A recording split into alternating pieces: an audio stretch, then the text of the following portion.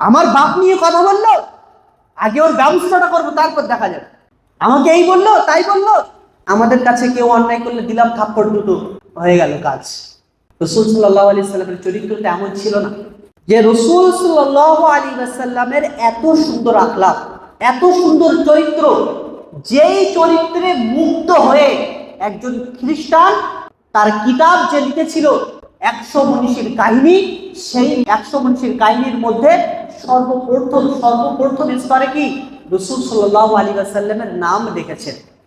তার সব থেকে বড় কারণ এটাই যে রাসূল সাল্লাল্লাহু আলাইহি ওয়াসাল্লাম সব থেকে উত্তম আখলাকের অধিকারী। তো রাসূল সাল্লাল্লাহু আলাইহি ওয়াসাল্লামের আখলাকের ব্যাপারে, চরিত্রের ব্যাপারে আল্লাহ তাবারক তাআলা সূরা আলাকের 4 নম্বর আয়াতে বলছেন, ইন্নাকা লাআলা খুলুকিন আযীম, ইন্নাকা লাআলা খুলুকিন আযীম, যে নিশ্চয়ই আপনাকে সর্বোত্তম কি চরিত্র দেওয়া হয়েছে। এখানে আজিম শব্দ ব্যবহার করা হয়েছে। কি শব্দ? আজিম শব্দ।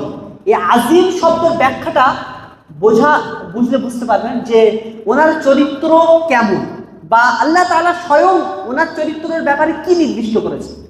আমরা সাধারণভাবে বুঝতে পারি যে এই যে মসজিদের আয়তন এটা কত, এটা বুঝতে পারি। বৈজ্ঞানিকরা গবেষণা করে পৃথিবীর আয়তন কত সেটাও বলতে পারে। বৈজ্ঞানিকরা গবেষণা করে যে পৃথিবী থেকে সূর্য কত বড় সেটাও বলতে পারে, কিন্তু আজিমের ব্যাখ্যা বৈজ্ঞানিকরা দিতে পারে না।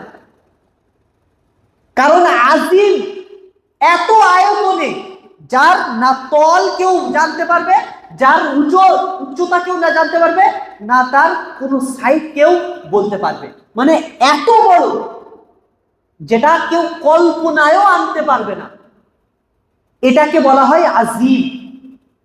আর এই রাসূল সাল্লাল্লাহু আলাইহি ওয়াসাল্লামের চরিত্রের ব্যাপারে আল্লাহ তাআলা বলছেন, ইন্নাকা লাআলা খুলুকিন আযীম।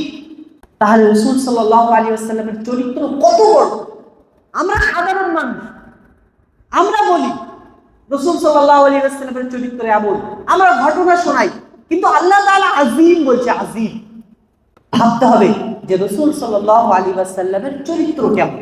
একবার রাসূল সাল্লাল্লাহু আলাইহি ওয়াসাল্লাম 4 হিজরিতে, চতুর্থ হিজরি, এই চতুর্থ হিজরিতে একটি কোনো যুদ্ধের পরে তিনি বাড়িতে ফেরার সময় একটি বট গাছের নিচে শুয়ে রয়েছেন।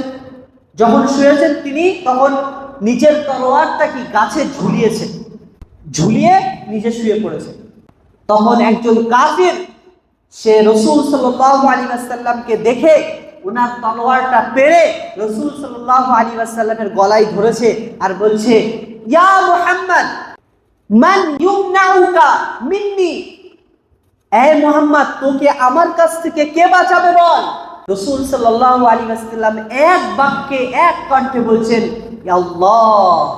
কি বললেন? আল্লাহ, আমাকে রক্ষা করবেন কে? আল্লাহ তাআলা।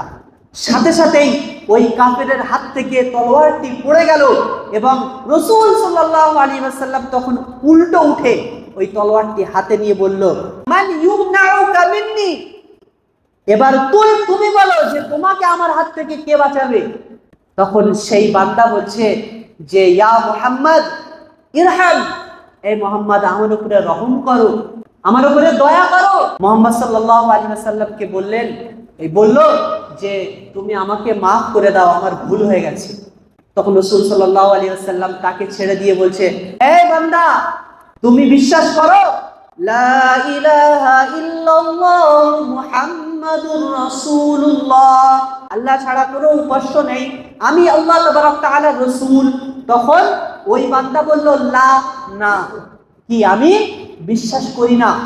রাসূল সাল্লাল্লাহু আলাইহি ওয়াসাল্লাম কিছুই বললেন না, একদম স্বাভাবিকভাবেই তাকে ছেড়ে দিলেন এবং সেই বান্দা নিজের গোত্রের কাছে চলে গেল। রাসূল সাল্লাল্লাহু আলাইহি ওয়াসাল্লাম এদিক থেকে চলে এলেন নিজের গন্তব্যস্থানে।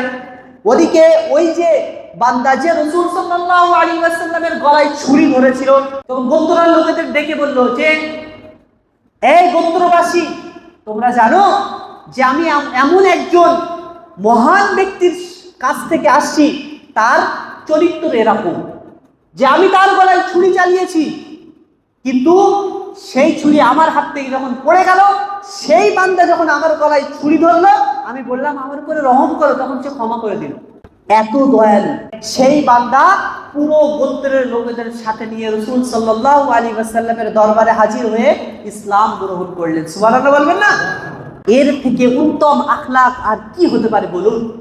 আর আমার বাপ নিয়ে কথা বললো, আগে ওর ব্যবস্থাটা করবো, তারপর দেখা যাবে। আমাকে এই বললো তাই বললো, যে কথা বলছিলাম রাসূল সাল্লাল্লাহু আলাইহি ওয়াসাল্লামের চরিত্র খুলুকিন আযীম, অতি উত্তম।